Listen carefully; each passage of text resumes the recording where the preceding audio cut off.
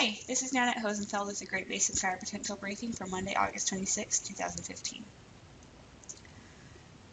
Showers and thunderstorms will be quite widespread across the eastern part of the area through today. However, the main concern as far as fire potential impact today will be across a highlighted area, and this is the area that could see some dry thunderstorms mixed in. Moving on to Thursday, that threat shifts north and east as we see somewhat drier air moving into the southern part of the area. Over the past 24 hours, there was a bit of storm activity, mainly across the eastern part of the Great Basin, and there was a bit of lightning associated with these storms, mainly over Utah. Fire activity was pretty minimal yesterday with just very light initial attack. There are some ongoing larger fires. The water vapor satellite shows high pressure system over the Great Basin, and moisture under that high will bring us the showers and thunderstorms today. There's also a low pressure system over the northeastern Pacific, and that will bring us some pretty interesting weather moving later into this week. As I mentioned earlier, there is some concern for some isolated dry thunderstorms. We're highlighting northeastern Nevada and central Idaho as the most likely areas to see this risk.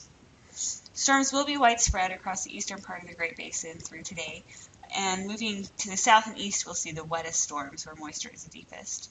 Temperatures will also be quite cool this afternoon, and you can see that many of the valleys in Utah won't even reach the 80-degree mark this afternoon.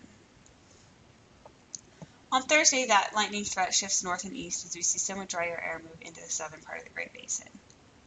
Storms will not be quite as widespread on Thursday with that drier air, and temperatures will warm a bit into Thursday with that drying and warming trend.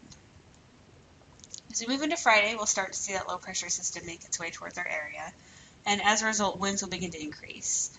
The forecast on the left shows how winds will be strongest across western Nevada on Friday afternoon.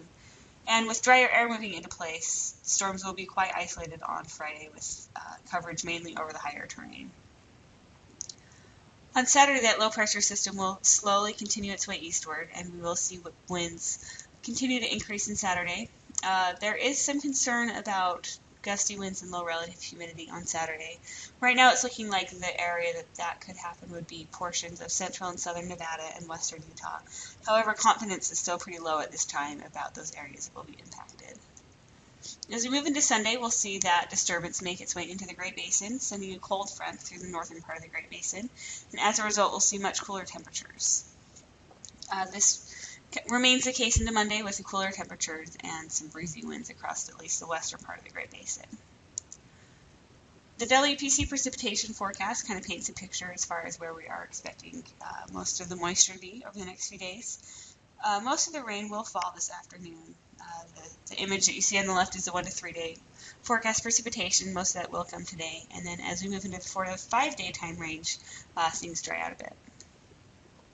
ERCs have continued to trend upwards, and you can see that increasingly more areas are climbing into those higher percentile ranges. GB1, as you can see, is in that 90th to 96th percentile range, and if you look at the chart on the right, you can see that those ERCs are climbing to near maximum values. However, with the cooler temperatures forecast later this week, those should come down a bit.